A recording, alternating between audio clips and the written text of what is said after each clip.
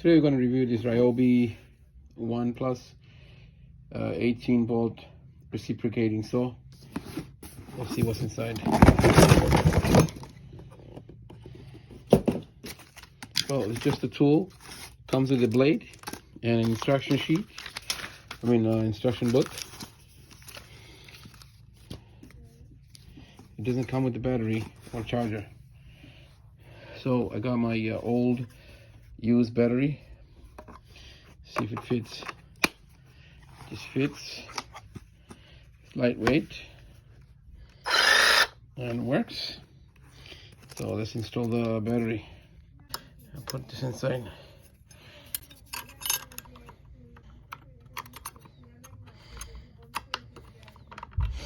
That's it.